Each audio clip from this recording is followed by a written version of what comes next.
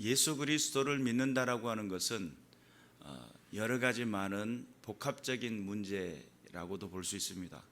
단순하게 예수님을 믿는다라고 했을 때 그 믿는다라는 개념 속에는 내가 예수님 앞에 예배를 드린다 이런 개념도 있죠.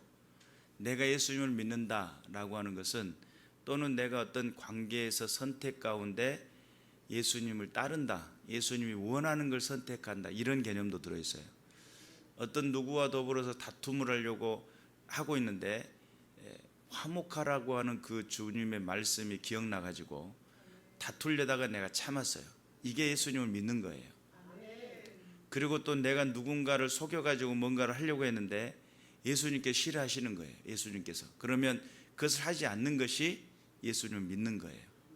예수님을 믿는 것은 이 세상에 반드시 심판이 있다라는 것을 전제로 하고, 예수 그리스도를 믿지 않는 백성들은 심판이 있고 영원한 형벌과 지옥이 있다는 사실, 그리고 예수님을 믿는 백성들에게는 영원한 생명이 있다는 사실, 분명한 사실이죠.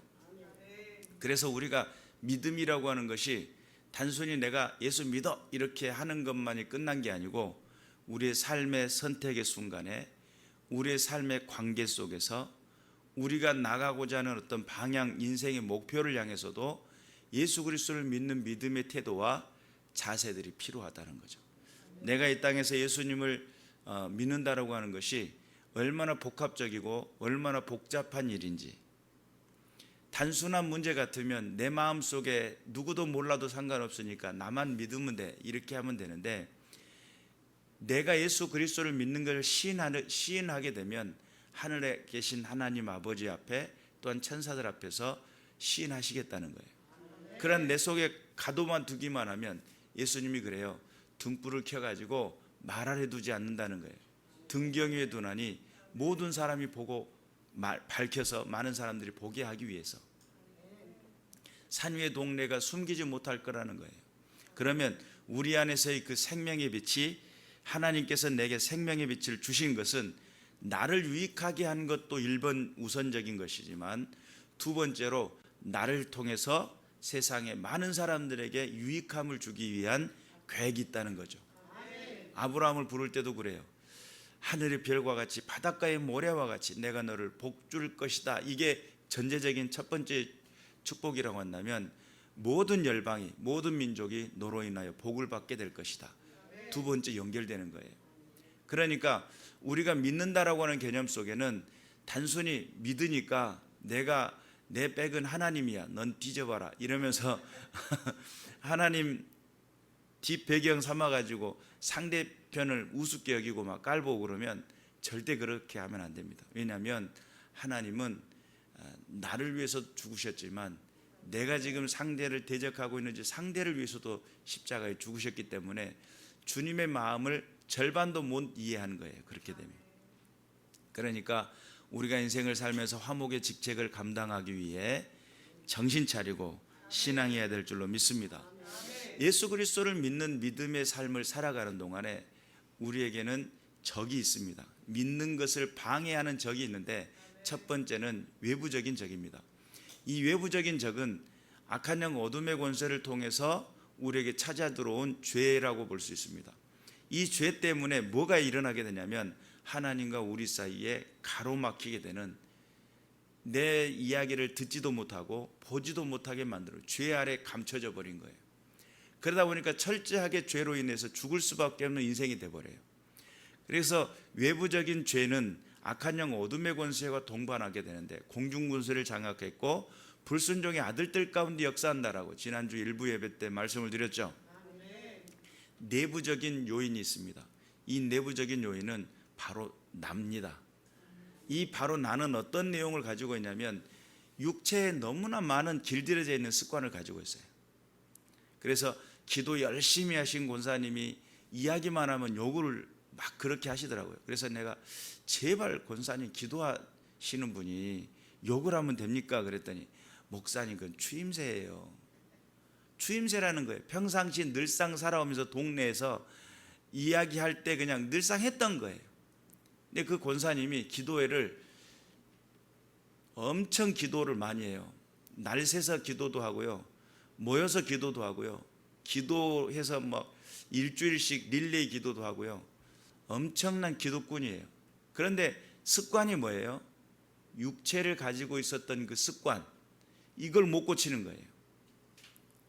그러니까 이 육신을 입고 있는 동안에 어렸을 때부터 가져왔던 이 습관, 죄악에 대한 습관, 마귀에게 길들여져 있던 습관, 또한 하나님 안에서 살지 않았던, 하나님 밖에서 살았던 그 죄악의 습관들이 여전히 몸에 배어 있더라는 거예요.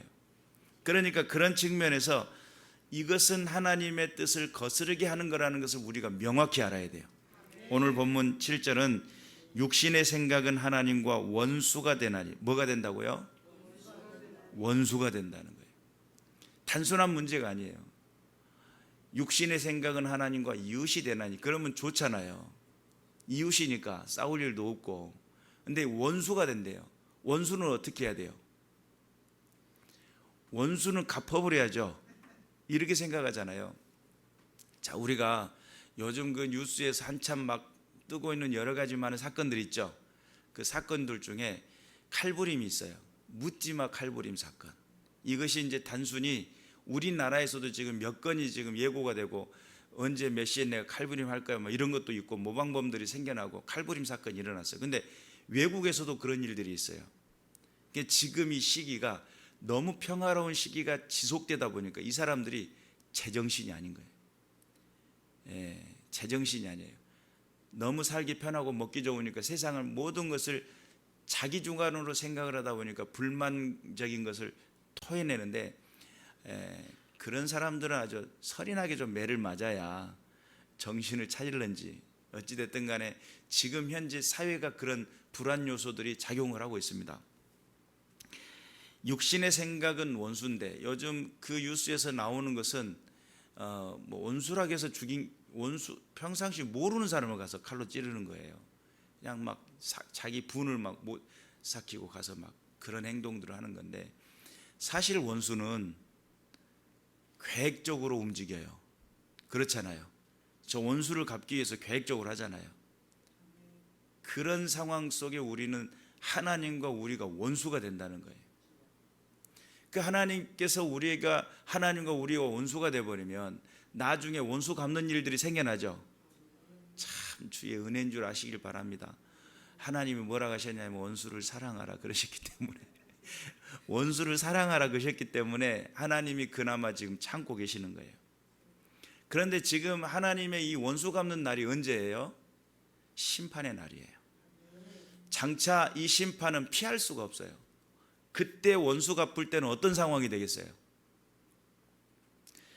그토록 많은 기회를 줬지 않니?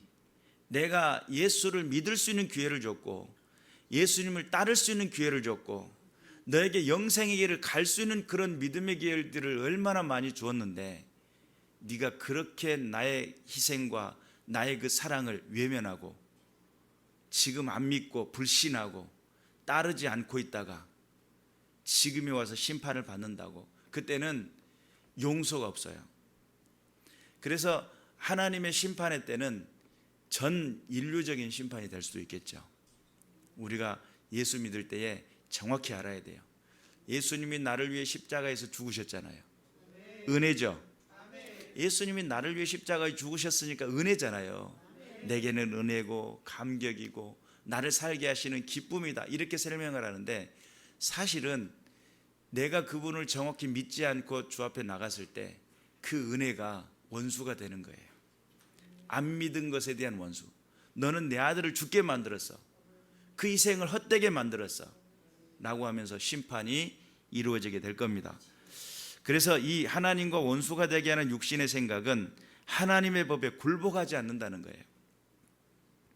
그리고 할 수도 없다는 거예요. 육신의 생각 자체가 내 안일함과 내 편안함과 나를 추구하는 이런 생각들이 무엇을 못하게 만들어요? 하나님께 순종하지 못하도록.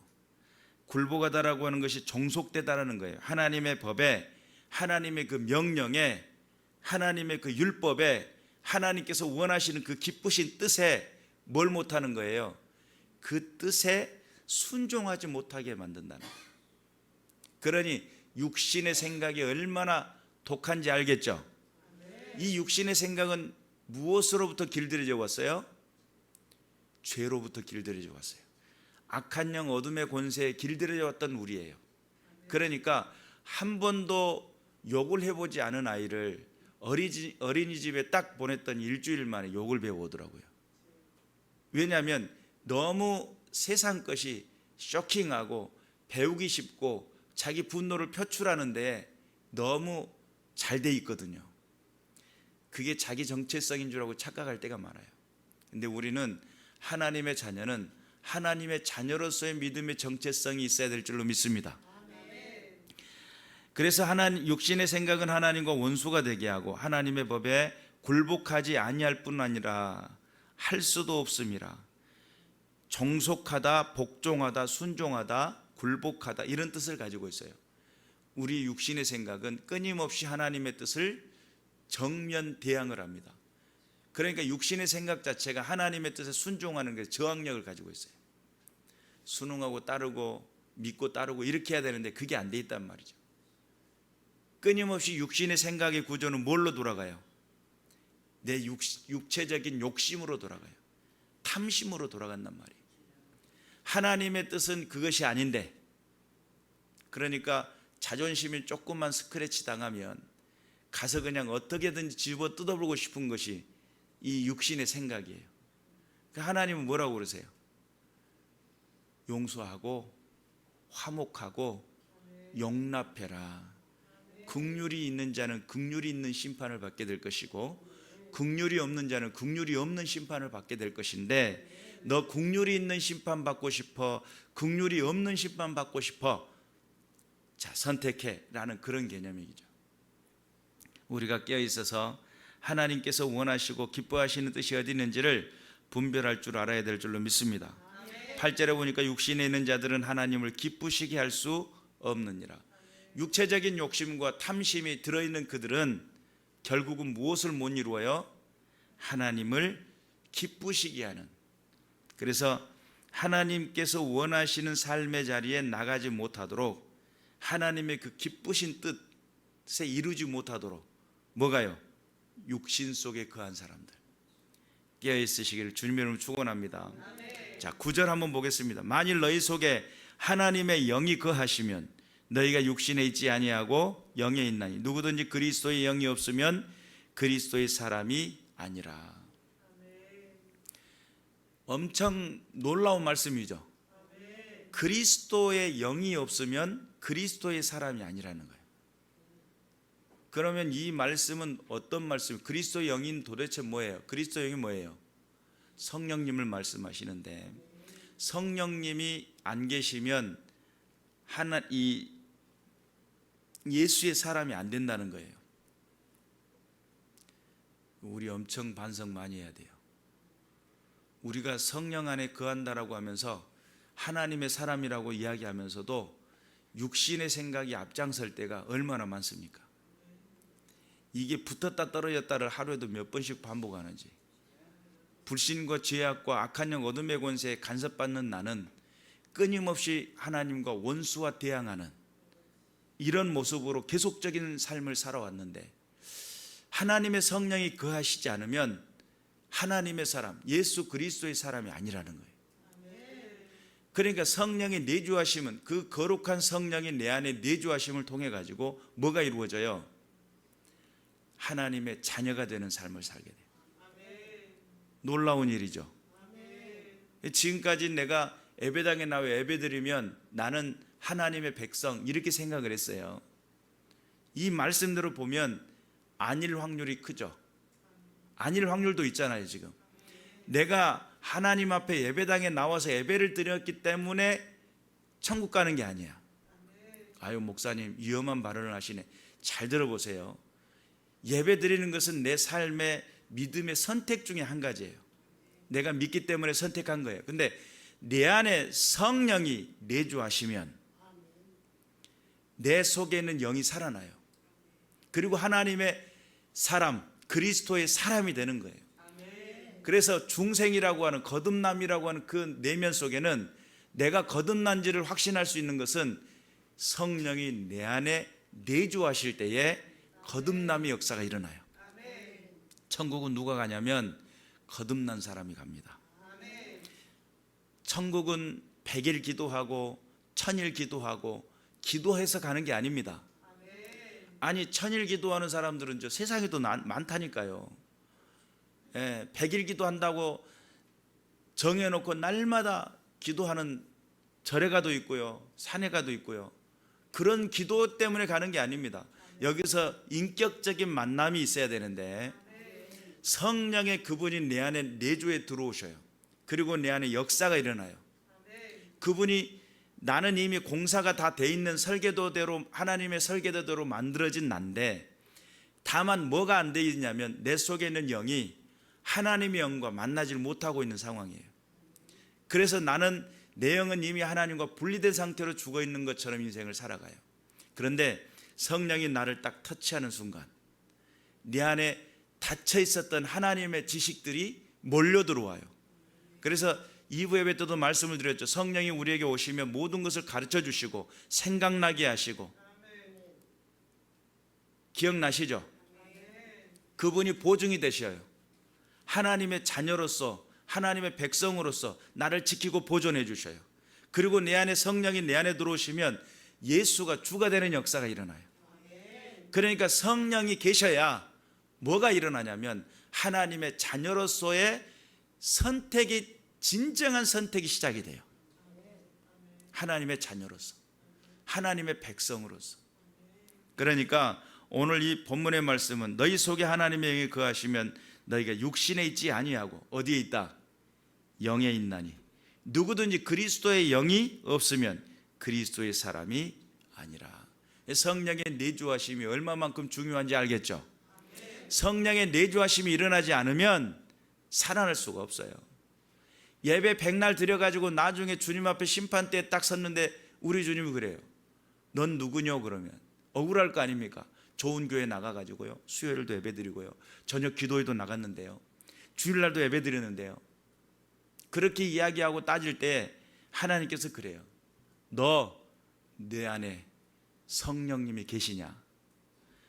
고린도후서 13장 5절에 뭐라고 말씀하시냐면 너희 안에 예수가 계신 것을 너희가 확신하지 못하면 너희는 버리운 자라는 거예요.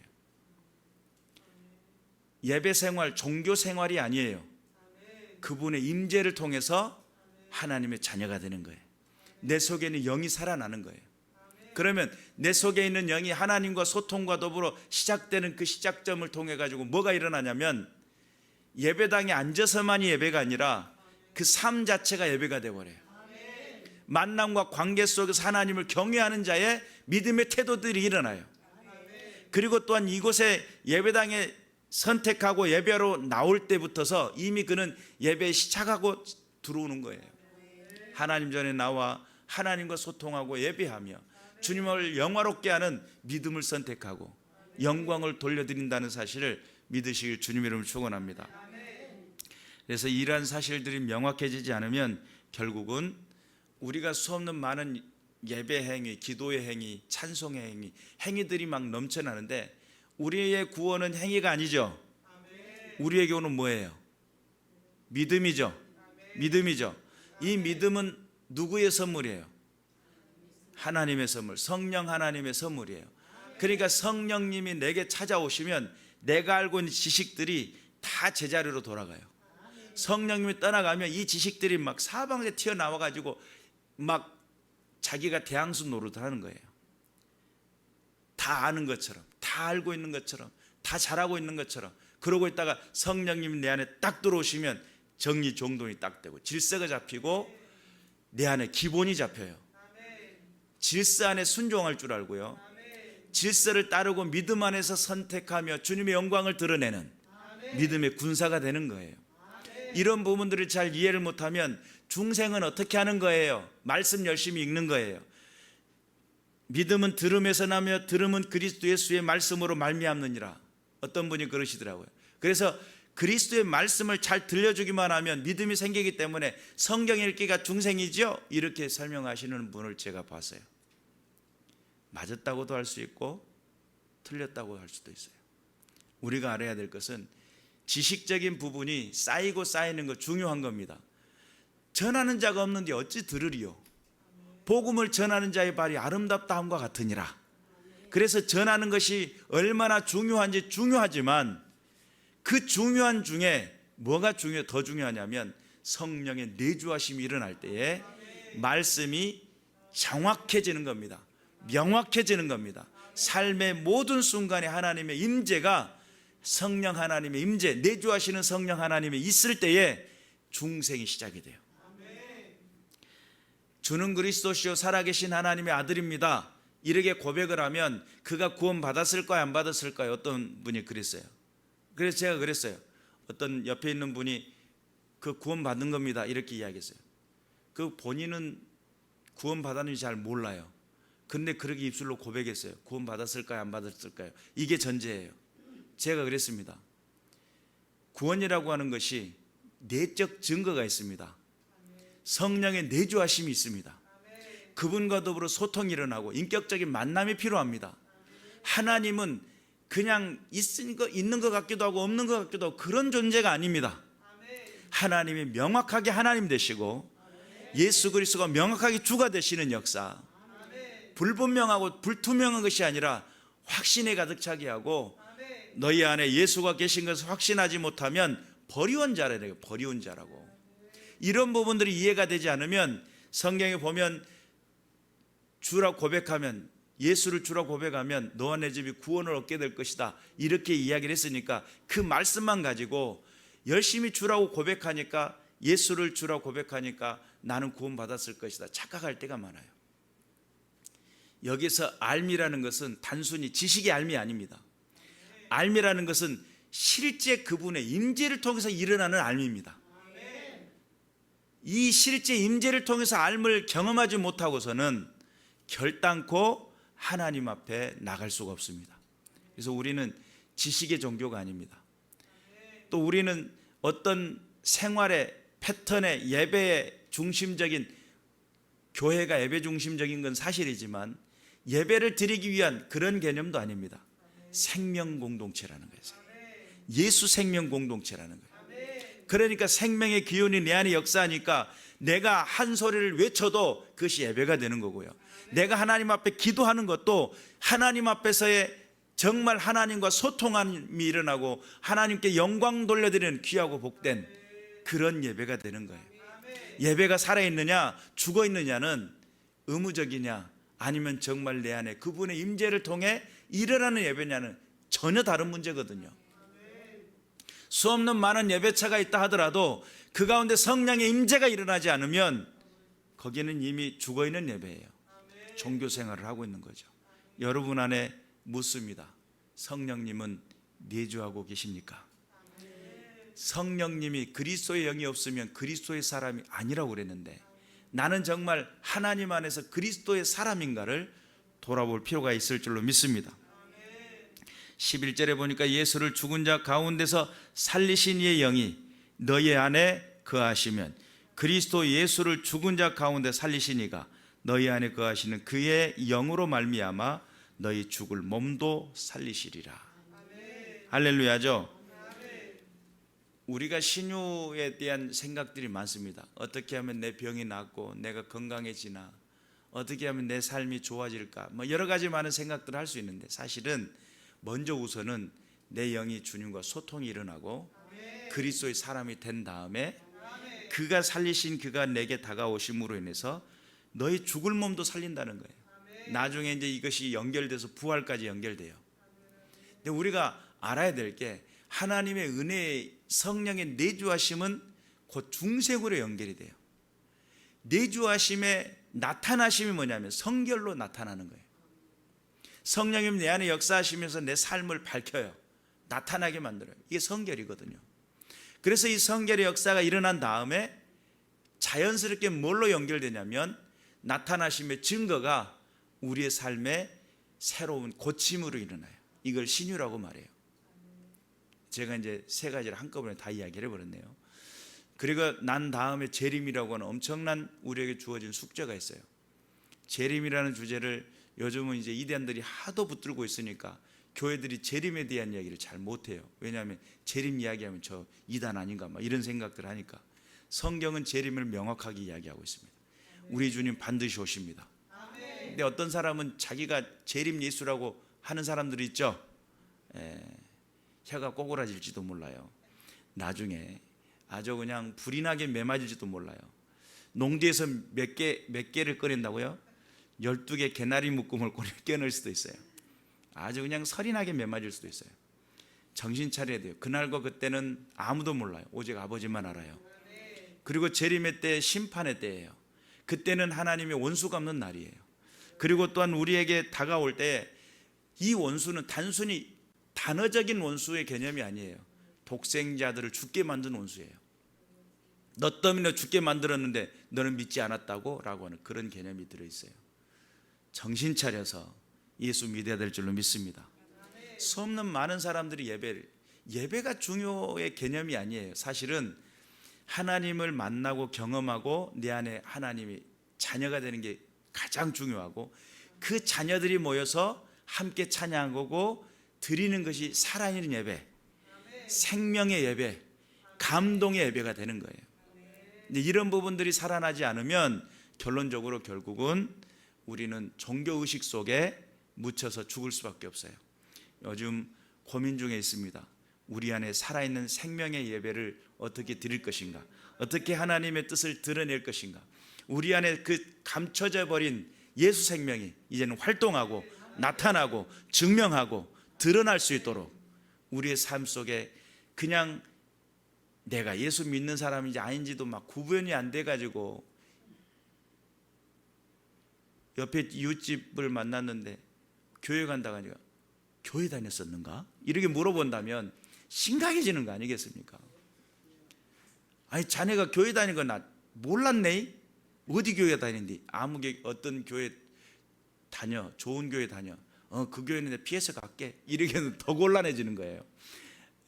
자네가 다닌 교회는 다 망할 것 같으네. 뭐 이러면 더 곤란해지는 거예요. 내가 믿는 예수가 분명 살아있고 그분 앞에 영광을 돌리는 나라고 한다면, 나를 통해서 하나님을 믿는 믿음의 모습들이 드러나고 자랑될 수 있도록, 그래서 내주하시는 성령님이 계셔야 중생했다라고 이야기할 수 있어요. 거듭났다라고. 그래서 하나님을 아는 것이 곧 영생이다, 이런 말씀 있죠. 그래서 하나님을 알고 있는데 지식이 알미 아니에요. 물론 그리스도의 그 지식의 분량까지 자라도록 중요해요. 말씀 묵상 중요해요. 그래서 그 지식이 자라고 점점 자라서 하나님을 아는 그 알미 풍성해지는 게 중요해요. 하나님을 못 만난 지식의 풍성함은 결국은 망할 망자예요. 큰 틀에다가 일을 놔버려요. 틀렸어요. 하나님을 만나고 하나님 안에서 그 말씀이 살아 움직이는, 그래서 우리의 공동체가 무슨 공동체? 생명의 공동체. 거기다 두 글자를 더 보태면 예수 생명 공동체. 예수 생명이 차고 넘쳐나는 예수 생명 공동체가 되어 이 세대 속에 밝힐 수 있는 교회로서 성장되어 주시기를 주님의 이름으로 축원합니다. 기도하겠습니다.